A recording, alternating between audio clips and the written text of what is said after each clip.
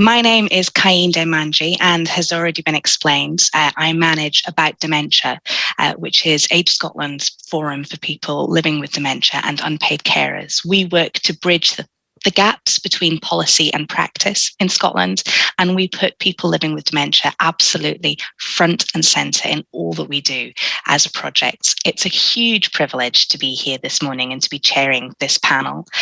In addition to my day job, I live in the Forth Valley area. I have lived in Stirling for nearly 20 years now. I was previously involved in research at the University of Stirling that informed the Our Connected Neighbourhoods project, and I know a number of the people involved in the presentations that have been given today. So it's just been wonderful to hear about all the amazing work, and what a great platform for the fantastic stuff that's taking place across this area. We may be small, but we absolutely punch above our weight when it comes to this type of thing. So it's lovely to be here today, as I've already said. Before we begin the panel, this is just a reminder that this Q&A session is going to be focusing on the priorities that have been identified by the storytelling sessions that have been taking place over the past couple of weeks. The sessions so far have been involving people who support people living with dementia and unpaid carers as well. There have also been sessions starting for people living with dementia, but these are ongoing. So the priorities reflect the conversations that have taken place so far, but are not the full conversations that are going to take place. So we'll make sure that all of the conversations and the priorities reflect what's taken place today and what is going to be discussed at the future storytelling session. So you'll receive an update in due course, and just look out for that in your inbox. So without further ado, we are going to invite our panelists to, by the magic of Zoom, join me. We have a fabulous panel joining us this morning. I'm going to ask you all to introduce yourselves in a minute. Tell us a little bit about who you are and what you do, and we'll then move on to the questions. If you in the audience still have a question that's burning, a comment that you'd like to share, please pop comments in the chat function. Please pop questions in the questions box. And hopefully we can have a bit of an interesting discussion. So I'm going to invite first Nicola. Could you introduce yourself, please? Thank you. My name is Nicola Wood. I work for NHS Forth Valley. My permanent position is as the Alzheimer's Scotland Dementia Nurse Consultant and lead nurse for older adult mental health services. So it's quite a bit of a mouthful. However, I am currently on secondment into a new role as the lead nurse for care homes. Wonderful. It's great to have you with us, Nicola, and lots of valid and useful experience with both of your hats on. So we might draw on that this morning. That's great. Next, I'll introduce Daniel. It's lovely to see you, Daniel. It's been a while since I last saw you. Lovely to see you too. Hi, everyone. My name is Daniel. I'm the Strategy and Engagement Officer for Townbreak Dementia Support Stirling. We are an organisation of 29 years that supports people living with dementia and their carers. And it's been really interesting and rewarding to hear all the stories that have been shared this morning.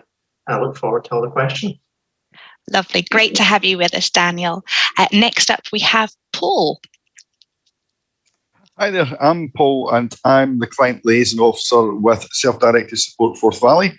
And our organisation is there to support people through each stage of the self-directed support journey, even now with the Scottish Government funding that we've got to support them even before they start on that journey, and just explain them the steps that they'll go through and support them through each step. And also, if somebody was to potentially go for option one of self-directed support, where they would become an employer, we'll support them to actually become an employer, put them in touch with payroll companies, and explain employment legislation to them and things like that as well. That's wonderful. It's great to have you involved. There's already been a little bit of discussion about self-directed support in the chat, so there may be more discussion about that coming up. So it's great to have you along, Paul. Next, we have Natalie. Hello everyone, I'm Natalie Masterton, the Chief Executive of SVE. SVE is the Development and Partnership Agency for the voluntary sector in Stirling. So we help local groups and charities to develop, access funding and have their voice heard by decision makers. I've got the pleasure of working with the local dementia and carers organisations here in Stirling, including most of the panel here today. And I also sit on the board for the Health and Social Care Partnership. That's great, Natalie. It's lovely to have you along, and particularly with that perspective from the Health and Social Care Partnership. That's going to be really useful to have you. Also, of course, we are joined by our wonderful co-chairs who have just done such a marvellous job of hosting us this morning. So we have Karys. Would you like to introduce yourself again? Hi there. I'm currently a student, but I'm also an unpaid carer, and I look after my grandmother who's got advanced Alzheimer's dementia. Lovely. Thank you, Karys. And of course, May. I'm May Wright. I'm the oldest volunteer with Dementia Friendly Dunblane. My husband had dementia and I cared for him. I extend a hand of compassion to carers. They can tell me exactly how they feel, tell me anything without feeling guilty, because I've been there. Wonderful. It's great to have you, and thank you both particularly for joining with this panel discussion this morning as well. Also lurking in our virtual background, we have a couple of other people. We have Kevin Harrison from ArtLink Central, who is on hand to answer any questions that relate to the Our Connected Neighbourhoods project, which is one of the videos that you saw earlier. We also have Donna Patterson from Alzheimer's Scotland, who was in the first video that we saw this morning, and she's also very happy to answer questions. And you can also see on screen is Breda Seaman from Dementia Friendly Dunblane. She's there, as you already know, supporting May with the technical side of things, but she's very happy to put that on pause and answer any questions that come in relation to Dementia Friendly Dunblane. So welcome to you all. We are going to kick off just now. We've got about half an hour for this session, which is a nice bit of time. And I'm going to start off with a question that came in advance of today's session, but I think speaks really strongly to the presentations that we've been seeing this morning. And the question is that about communities, the individuals, groups and organisations within them play a key role in reducing the isolation and stigma felt by people with dementia and unpaid carers. Priority 1 shines a light on this. Could the panel share examples of work underway to address this that others can learn from? I'm going to go to Daniel first, I think, from your perspective with Townbreak. There's a number of things that we've got underway at the moment. Obviously, COVID has proven to be a massive hindrance towards plans that we had with things that we'd have done. But I think moving forward, we need a more coordinated approach to what we're doing, addressing issues and perhaps gaps as well, and not overlapping the work that we're doing. We have previously worked towards that, as with many of the organisations that are here. And there was a number of good work that was underway prior to COVID. For example, I worked with Donna Patterson at Alzheimer's Scotland, where we were trying to identify what services were within the landscape of Stirling, and was it addressing the needs of people living with dementia and also their carers as well. So I think moving forward with something similar to that, and including a wider variety of people, would help us draw our attention towards making sure that we are actually hitting the points that people living with dementia and their carers rely on, and the support that we can give is meeting the needs. That's great. Thank you, Daniel. I'm going to go to Natalie next, because Natalie, obviously, the third sector has been absolutely central to the response to COVID over the last year. I mean, I think we really saw across Scotland that it was people in communities who just picked things up, pulled up their bootstraps and just got on with things. People exactly like Breda, who just couldn't let everybody go without the support that they rely on every day. And really, we've got a huge amount to thank the third sector for. Have you got any reflections on this particular question around communities? Absolutely. I mean, I think, first of all, it's important to say what an amazing job the volunteers have done over this period. They've absolutely been the lifeblood of our communities. They've been there as the safety net for many people. including those living with dementia and their carers. I think the question is really interesting because it talks really about what do we want our communities to be like. And during COVID, it's really clear that the place where you live has never been more important. Mm-hmm.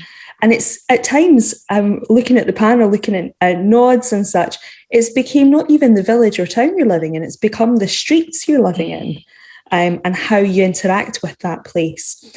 I think in Stirling, we have a really good mix between organisations that are specifically supporting people with dementia and their carers, but we also have a good balance, but we need to get better here at making sure the universal community services, universal community organisations that we have are also inclusive of those with dementia. It's really important that there's that balance between the specialised services that people need and the open, welcoming community groups that we want to see flourishing. Some of the things I'd say there is it's really important to be thinking about asking the question to people with dementia, what does a good life in your community look like?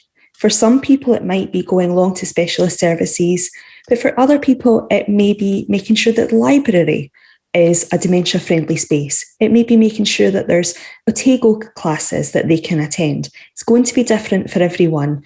And as professionals, but as also volunteers, it's key to have those good conversations about what does it mean for the individual person in their community. Absolutely. And I think that focus on neighbourhood, that focus on local, that focus on place brings us really nicely to another question that came in on the Q&A function in response to the presentation from Our Connected Neighbourhoods, which is all about the importance of those very immediate close spaces around about people living with dementia, and how do we make spaces open and accessible and empowering for people living with dementia within their communities. So I'm going to pose this to Kevin and ask him to just pop his camera on and come on and answer this one.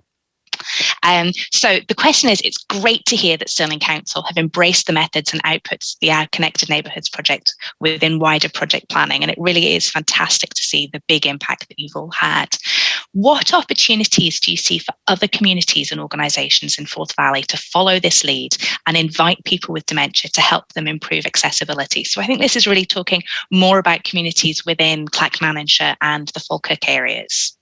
Yeah, absolutely. And thank you for the question and the opportunity to answer. So Our Connected Neighbourhoods is Forth Valley wide. And we're currently in a pilot phase of taking our tools that we've been developing with people living with dementia and unpaid carers and our partner agencies over 3 years, and kind of refining them and almost taking a prototype and testing them. So we've got pilot areas at the moment.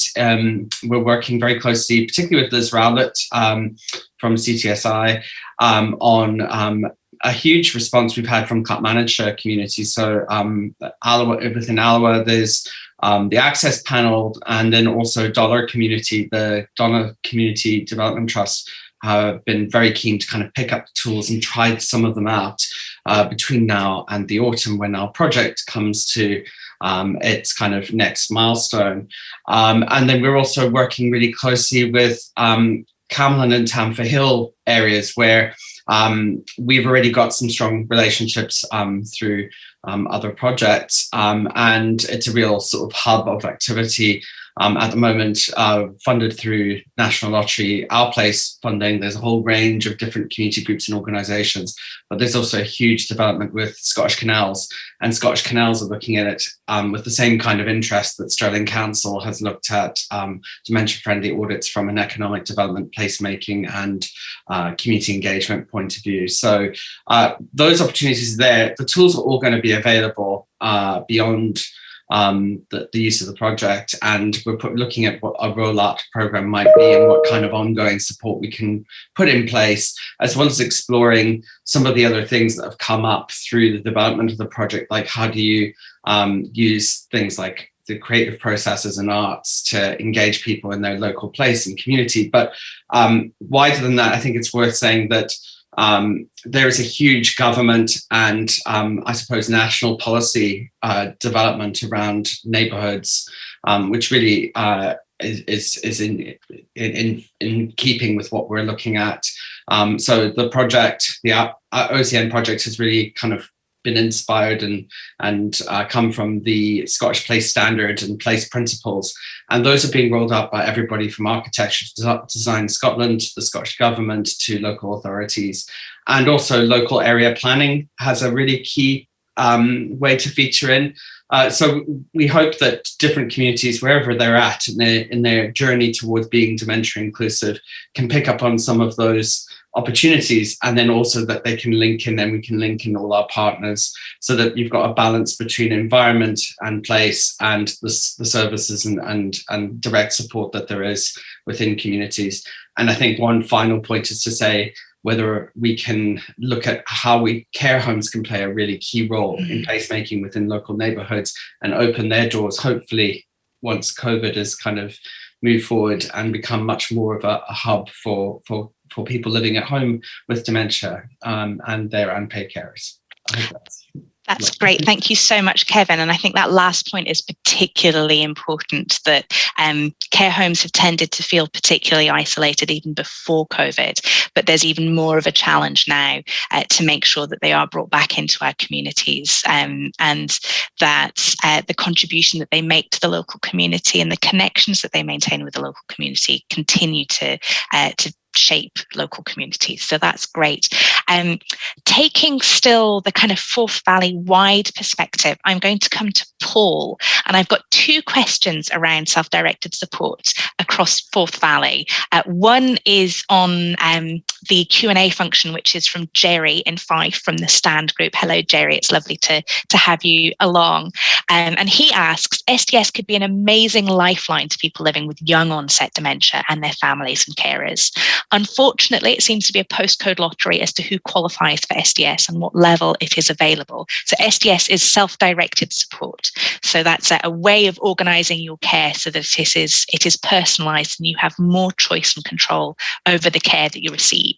So the question from Jerry is, what has SDS Forth Valley found difficult with regard to accessing self-directed support for people living with young onset dementia, and has it been successful? And I'm going to pop a little addendum onto that as well, Paul, if I may, because there was another SDS question that came in advance, which is about current approaches to personalised support and how are they improving the experiences across the Forth Valley area? Yeah, sure. Well, with regard to the pre-question, first of all, the one that came in advance, I had a bit of time to think about that one. So, and I kind of, actually, without giving a total history lesson, I thought actually to answer that question about the current approaches, it's maybe worthwhile having a wee look back in time of how things used to be. And bearing in mind that all this with the Self-Directed Support Act from 2013 and stuff all came about through over 40 years of the independent living movement.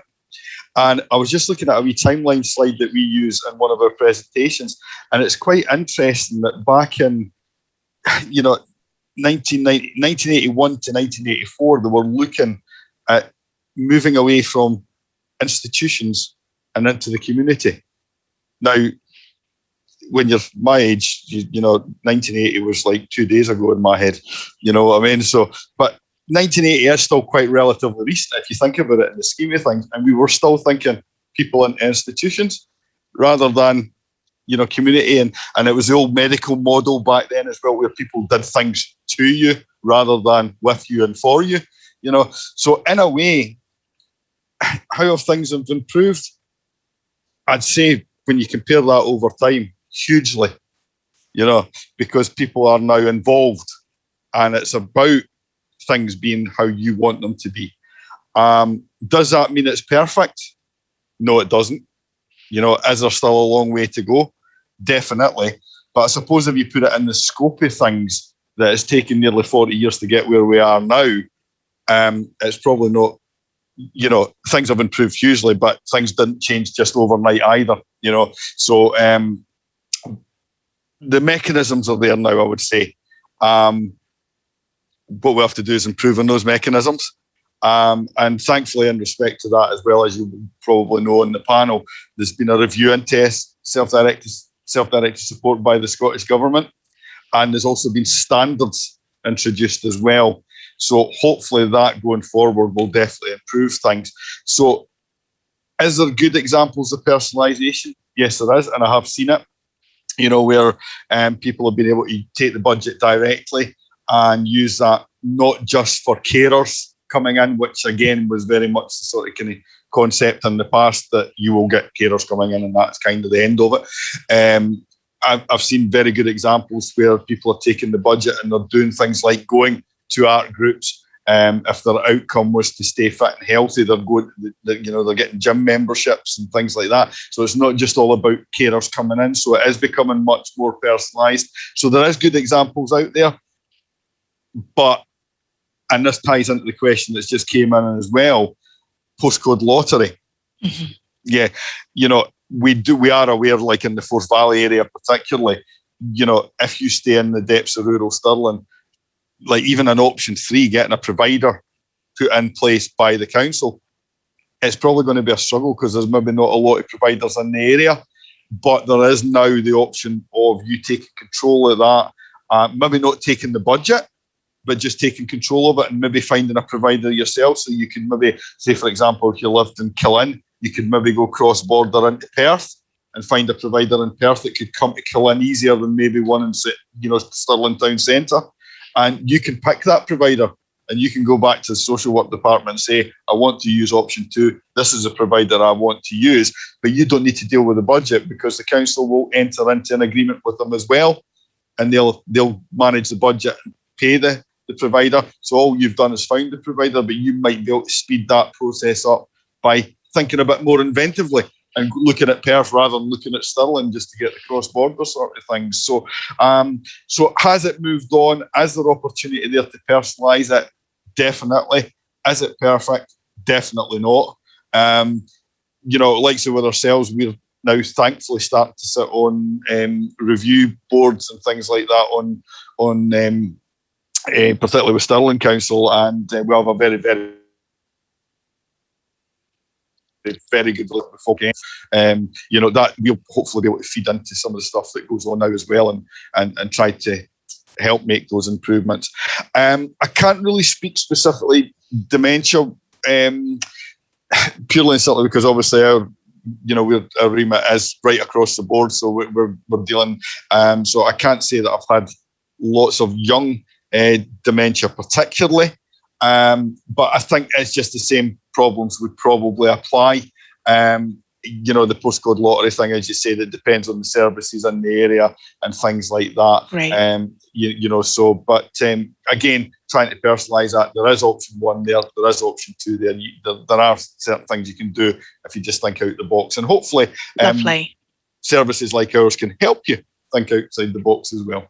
Great, thank you very much, Paul. I'm going to go to Nicola on this topic area, but just bring in some of the conversation that has been taking place on the chat. We've had a comment from Kevin. Imagine if we planned our self-directed support journey so that if we had a diagnosis of dementia, we might design the types of services we might lead later on so that contracts are ready to go when we needed them. And, picking up on what Paul has mentioned around option 2, that's really what that area was about.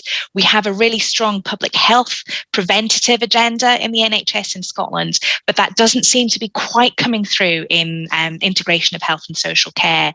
What's your experience of this area, Nicola?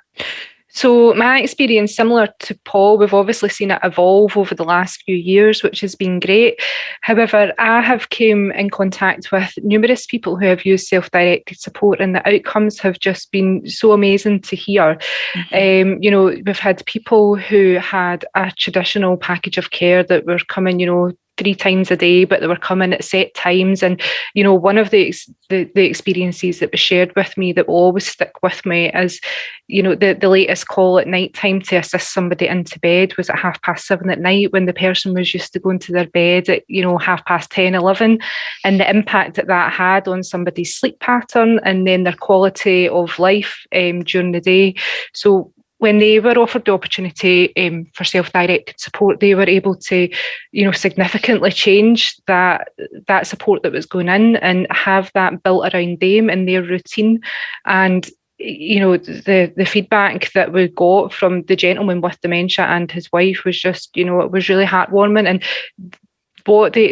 the reason why it will stick with me is that they had said that he wouldn't have been able to live at home for as long as he did if he didn't have this personalised support. And that is what all of our priorities are, is keeping people within their home, within their community, connected to their relationships and things for as long as possible.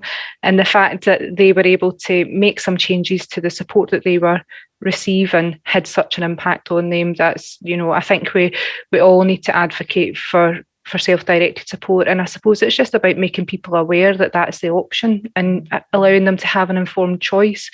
And for me, coming from a health background, I am aware of the fact that there's probably some health professionals that don't fully understand it. So when they're having conversations, they maybe aren't, discussing it in a full manner. And I think from us, that's where we need to get better. We need to make sure that every interaction we're having with people, we're fully explaining the options that's available to people, so we can have more of those outcomes for people.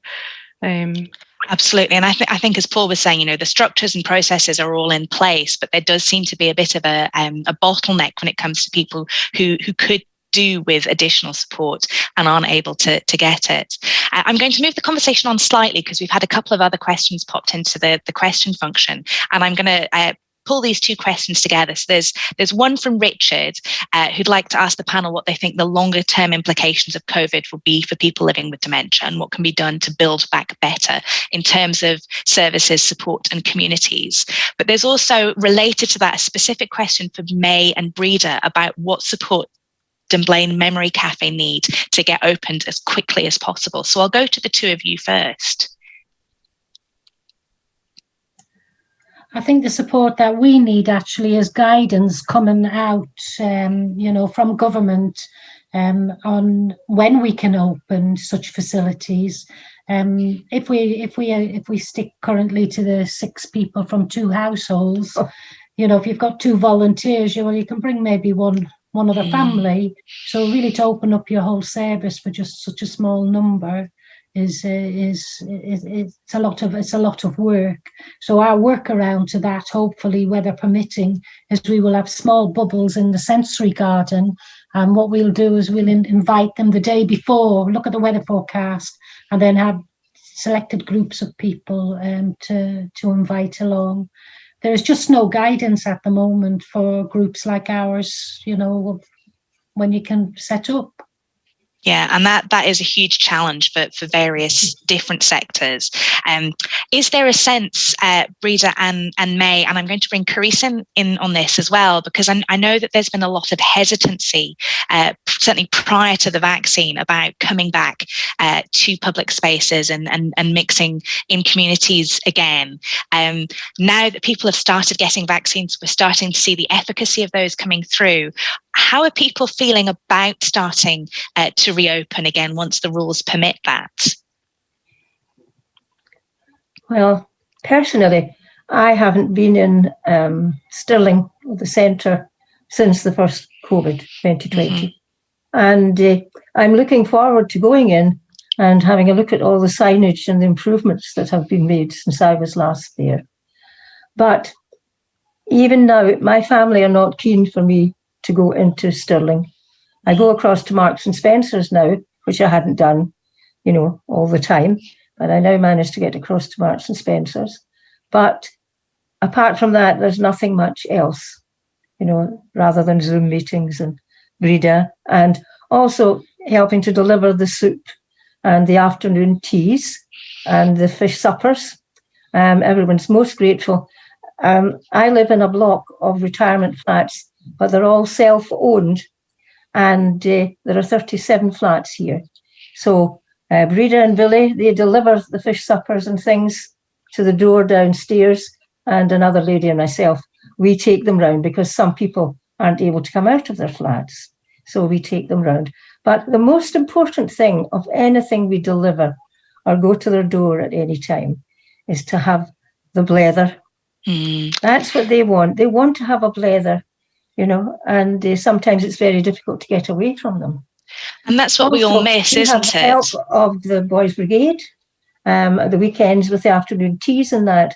they deliver, because a lot of them, they're needing some hours for their Duke of Edinburgh award. So that helps them that way. Usually a dad brings down one or two of them. And sometimes they can manage to go around and speak with some of the older people too. That's great. Karys, from that intergenerational perspective, that's right. You'll be wanting to go back to uni eventually and, mix with your friends and live that student life and have all those experiences. But how are you feeling about balancing that with caring for your gran and being at home with the family and that balance that you've got in place? Yeah, I think I'd still be very apprehensive to take like my gran anywhere, because obviously she's not got any concept of the pandemic or knows what COVID is. So getting her to wear a mask or things like that is just like, there's no way. So that's why I think we're so lucky to have dementia friendly Dunblane in Dunblane, and that a lot of the times those services can come to us and interaction can come to us. But yeah, I mean, there's not much guidance for students about returning to university and being on campus and things like that. So I guess we just have to wait and see. And like Breda says, wait for the clarity for what those restrictions will be and what the guidance will be. Yeah. Fantastic. Right. I'm being told that I've got time for just one last question, and this is open to the whole panel. So I'm going to go to that first. Can you tell us how the priorities and learning from today's conference might influence local dementia policy and planning work? For example, is there dementia strategy work underway in Forth Valley? I'm going to come to Natalie on this one first, and then please pop your hands up and give me a wave and I'll bring you in. Kainde, my internet just went a little bit wonky at that part. Could you just repeat that for me? Absolutely, Natalie. Sorry about that. Can you tell us about how priorities and learning from today's conference might influence local dementia policy and planning work? Thank you very much, and hopefully my internet will behave itself while I answer this. I think the first thing I'm going to do today is to discuss this with my colleagues in the Health and Social Care Partnership, take these priorities and feed them into the discussions that we're having there. Many discussions around how we can improve self-directed support, how we can improve participation and engagement, so that we're really hearing not just once a year, but continually the voices of people living with dementia and their carers and how we can improve things. And you've absolutely got my support that I will do that tirelessly with yous, not for yous. That's wonderful. Thank you, Natalie. And Nicola, from an NHS perspective. Yeah, so this has came along at a really opportune time for us. We have just recently had a project commissioned to look at the dementia pathway as a whole. So it's quite a large project that will take into account various organisations, service users, carers, experience, etc. What we're planning on doing is looking at the pathway from pre-diagnosis, so when people first get symptoms, to when they have their diagnosis, and then the various stages and support requirements after that. The project team will chunk down each element of the pathway and really explore any barriers or areas for improvement at those different elements of the pathway, and look to standardise processes. So what we were talking about earlier about postcode lotteries, we're wanting to get away from that, obviously, in the Forth Valley area. And the finished article should hopefully have a step-by-step pathway in terms of what you would expect to receive in terms of support or experiences throughout your dementia diagnosis, regardless of which area of Forth Valley that you live in. So it's a big piece of work, but the stories that's came through and the priorities that have been shared are so rich, and it's just excellent feedback that's been able to be obtained that absolutely should be built into this pathway. So it was supposed to be myself leading on it, but obviously my change in job has changed things, but there's somebody coming into post to my position, so I will make sure that this is obviously all handed over and that the project team really take it on board when they're looking at the pathway. That's great to hear, and really good to hear that the priorities from the the discussions that we've been having today will be getting fed back in, and an opportunity to think about how we can involve people directly with lived experience, so we can have some really concrete impacts from the work that we've all been doing today. So thank you for that. May, you wanted to come in. Yes, I just want to mention my experience of the difference befrienders make. A big difference. I have a case study here, but there's no time. But I've seen the difference a befriender can make. But Absolutely. We need befrienders to come in, because a lot of families, they dump their old relative in this building and think that the manager will look after her. But the manager is only here to look after the actual building and the environs. So she's not able to do anything otherwise. And some of these poor old souls are just left. We've even had one that in the first week when he was here, we had the police here twice and we had the fire brigade once. That's how bad the situation was, locked in his flat, unable to open and different things. So, I mean, we want to help people as much as possible, but befrienders are definitely needed. Badly. Absolutely. And that peer support that people can get from other people living with dementia and other unpaid carers as well. Paul, you'd like to come in, and then I'm just going to give a little bit of space for Daniel to come in and say a final word before we close. No, all I was going to say, I noticed Gail from Town Break has put in the chat about like working together and the idea of the information hub and the other priority in that.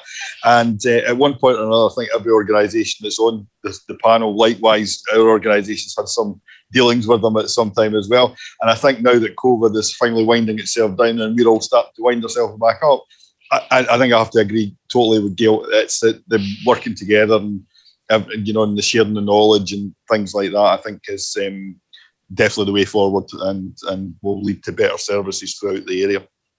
Definitely. And I think that's something that we've seen grow in the past 4 or 5 years in the Stirling area. And I think everybody is getting a lot better at is kind of that information sharing, and certainly within Stirling. But it would be great to see that starting to happen across the 3 local authorities within this area. Daniel, do you want to build in at all on anything that Gail has said in the chat? Yeah, thank you. I think it is very important, following on from Natalie and Nicola's comments around self-directed support, to understand how that is built on and how the money can be used as well. For example, I don't think a lot of people understand that their budget could be used to access town break services as well, which provide a whole range of support, from care support, people living with dementia, befriending.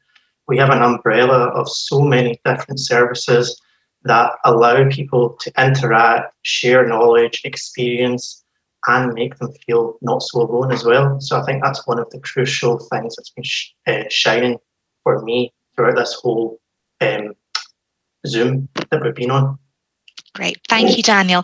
I'm afraid that is all we've got time for this question and answer session, but please keep the conversation going in the chat, and do please keep these conversations going after this conference. I think this has been a really wonderful opportunity to showcase all of the great work that is going on in this area, and the real richness of experiences, and feed that in to make sure that is being listened to at a strategic level. So that's really good. But those conversations can't just stop here. They do need to continue. I'm going to thank all of the panelists hugely for your time this morning and for taking part. Great session. Thank you all very much for taking part.